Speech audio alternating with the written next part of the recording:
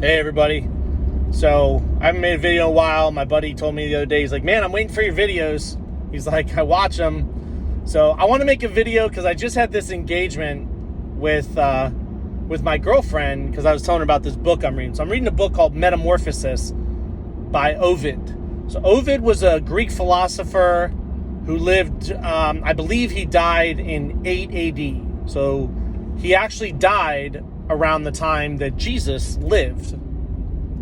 The interesting part about it is that I found these geometric mathematical similarities across pretty much all religions. So from Greek mythology to ancient Greece to the Aztecs, the Mayans, Christianity, even in the Vedas, in the Hindu Vedas, there's this similarity of algorithmic idea for mankind. So even Buddhism. So these similarities, where Buddhism says like there's 7 chakras, and then the Bible says that there's 7 archangels, right? So there's the number 7 becomes important because it's conceptualizing the spirits of human, because the only connecting part that connects them together is mankind, and we're the only mankind. So all of these faiths and all of these religions have these like overlapping similarities. So I was talking to her about this story because I found the story of Metamorphosis really fascinating, because at this point it appears that it took like a Greek mythology concept and then turned a Greek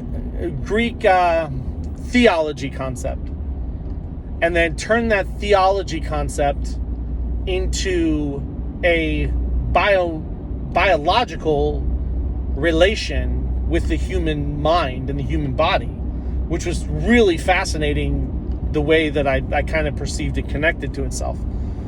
What was really interesting is as I'm talking to her, she's like, well, and she's a Christian,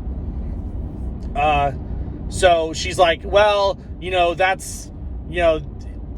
sounds like Greek mythology. That sounds like this. I'm like, I understand that. And she goes, well, that's how you veered. Straight is the way, narrow is the gate. You're supposed to walk the straight line. So we got into this whole idea, and my concept is God, and the idea is truth. So we're really seeking truth in all things, and we're finding God in truth. So that's how I equate it in this physical realm. So anyways, as I'm talking to her, she's like, well, that sounds like just a story. It's a fable. And I was like, okay, so it sounds like a fable. And she's like, yeah. She's like, so it's not real. And I'm like, but what's real? What is real?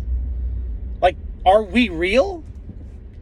Are the colors we see real colors? Or according to Newton, are the colors we see a electromagnetic refraction of light that our eyes convert electromagnetic waveform into color so that we can function in a 3-dimensional space which operates on an X, Y, and Z axis? Okay, so I know it's a little geometric, mathematical, but the idea is, Newton said this, that colors aren't colors. Colors are basically electromagnetic waves. And depending on the waveform is the color we see when light hits it.